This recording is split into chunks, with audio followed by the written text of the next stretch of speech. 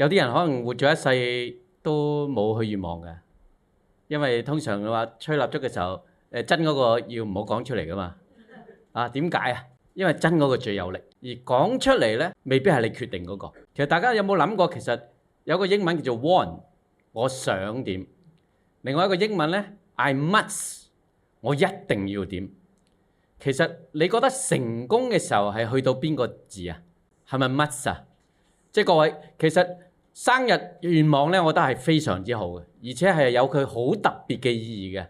其實如果我哋回想一下，由我哋細個長大啊，真係去諗願望嘅機會有幾多呢？呢個係一個好重要嘅問題。不過好多時候大家比較重視喺小朋友身上，但係到咗大個就點啊？太多嘢諗啦，係咪？打份工可唔可以講願望嘅？所以各位，你諗下，其實如果有一個機會可以幫我哋去達成願望，係咪好美好啊？